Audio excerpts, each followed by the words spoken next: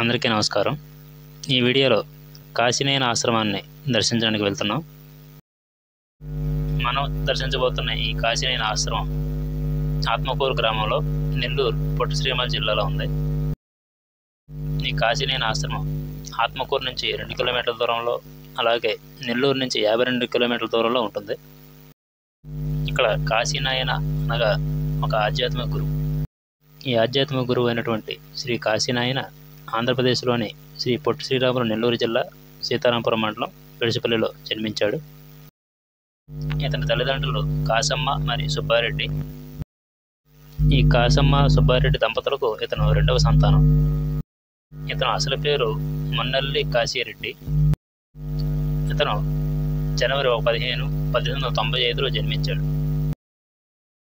బాల్యంలో ఇతను గురువు అతిరాజ గురవయ్యచే ప్రభావితుడయ్యాడు. అలాగే అనేక తీర్థయాత్రలు చేశాడు. కాశీ నుండి కన్యాకుమారి వరకు అనేక క్షేత్రాలను కూడా సందర్శించాడు. ఇక్కడ మనం చూస్తున్నటువంటి కాశీనయన ఆశ్రమం అలాగే ఆ తెలుగు రాష్ట్రాల్లో అనేక కాశీనయన ఆశ్రమాలు ఉన్నాయి. ఈ కాశీనయన ఆశ్రమంలో అనేక దేవతామూర్తుల విగ్రహాలు, గుళ్ళు కూడా మనకి దర్శనమిస్తాయి. అందరూ ఇక్కడ మీరు చూస్తున్నది వీరభద్ర స్వామి ఆలయం. ఈ కొండరాయి చుట్టూతో కూడా అనేక దేవతామూర్తుల విగ్రహాలు మనకి కనిపిస్తాయి. మనం ఇంతకుముందు చెప్పుకున్నట్లుగా కాశీనయన డిసెంబర్ 6, 1999న మరణించాడు. జ్ఞాపకార్థం కడప జిల్లాలోని నరసాపురం కేంద్రంగా కాశీనయన పేరిట రాష్ట్ర ప్రభుత్వం ఒక మండలాన్ని ఏర్పాటు చేసింది. ఇక్కడ మన ఎదురుగా ఏదైతే ఉందో అది సుబ్రహ్మణ్యేశ్వర స్వామి ఆలయం. ఇక్కడ ఎదురుగా ఉన్న 5 పడగల పాము విగ్రహం, అలాగే కింద ఉన్న పొట్టను బట్టి మీకు అర్థమవుతుంది ఇది ఏ ఆలయం అనేది. ఈ కాశీనయన పేరు మీదే కడప జిల్లాలో సిద్ధవటానికి సమీపంలోనే ఒక జ్యోతి క్షేత్రం అనేది ఏర్పడింది. ఈ జ్యోతి క్షేత్రంలోనే కాశీనయన యొక్క సమాధి. ఇక్కడ 5 పడగల పాము విగ్రహంతో పాటు కిందన శివలింగం, అలాగే నంది విగ్రహం కూడా మనం చూడవచ్చు. ఇక్కడి నుంచి ఇంకాస్త ముందుకు వెళ్తే మనం మరొక దేవతామూర్తుల విగ్రహాన్ని మనం దర్శించవచ్చు.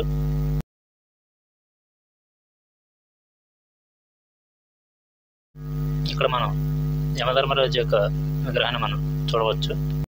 ఇక్కడ దున్నపోతుపై కూర్చున్నటువంటి యమధర్మరాజును మనం చూడవచ్చు. ఇక్కడ నుంచి ఇంకా ముందుకు వెళ్తే మనకి కొండపైకి వెళ్ళడానికి మెట్ల మార్గం ఉంటుంది. ఈ మెట్ల మార్గం కొండ పైకి వెళ్తే మనం కొండపైన ఉన్నటువంటి కాశీ విశ్వేశ్వర స్వామిని దర్శించవచ్చు. ఇటుపక్క మనం శివుని విగ్రహాన్ని, అలాగే మరో పక్క దత్తాత్రేయ స్వామి యొక్క విగ్రహాన్ని మనం చూడవచ్చు. అలాగే ఈ పక్క అయ్యప్ప స్వామి విగ్రహం, ఈ పక్కన వీరభద్రుడు, కాళికాదేవి. ఇక్కడ కాళికాదేవి శివుణ్ణి కాలుతో తొక్కుతున్నటువంటి విగ్రహాన్ని మీరు చూడవచ్చు. ఈ పైన ఉన్నటువంటి ఈ ఆలయం యొక్క నిర్మాణం కాశీలో ఉన్నటువంటి విశ్వేశ్వర స్వామి యొక్క ఆలయం నిర్మాణం అలాగే ఉంటుంది. ఈ ఆలయానికి వెళ్ళేటప్పుడు ఎదురుగా ఒకవైపు నంది, మరోవైపు సింహం యొక్క విగ్రహాలు ఉంటాయి. ఈ పైన ఉన్నటువంటి ఆలయంలో కనకదుర్గాదేవి ఆలయం, అలాగే వీరభోగ వసంతరాయల యొక్క ఆలయం, చివరాఖరుగా ఇంకొకటి శివలింగాన్ని కూడా మనం దర్శించవచ్చు. వీటిలో ముందుగా మనం కనకదుర్గ అమ్మవారి యొక్కని దర్శిద్దాం.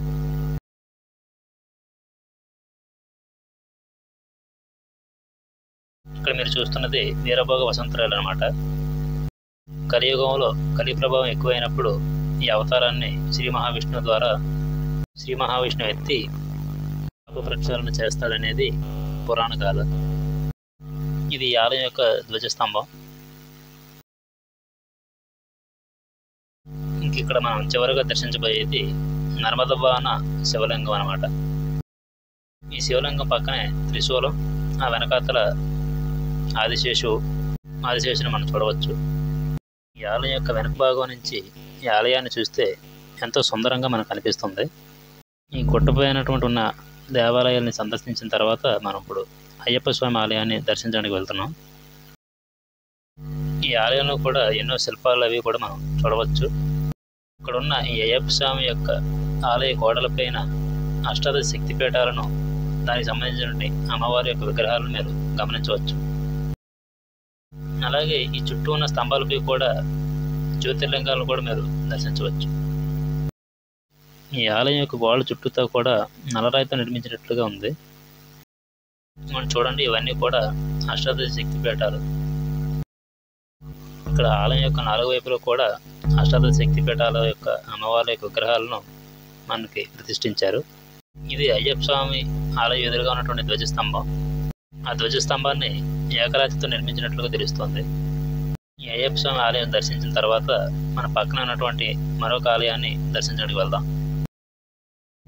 ఇక్కడ మనం చివరిగా చూడబోయేది సరస్వతి మాత ఆలయం.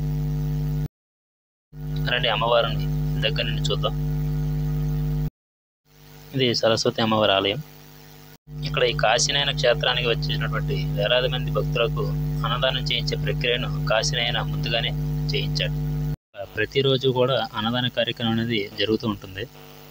ఆలయాలకు జీర్ణోద్ధరణ చేసి అక్కడ ప్రతిరోజు అన్నదానం జరిగేలాగా కాశీనయన ఏర్పాటు చేశారు. కాశీనయన పేరు మీద దాదాపుగా 100కు పైగా ఆశ్రమాలు వెలిసాయి.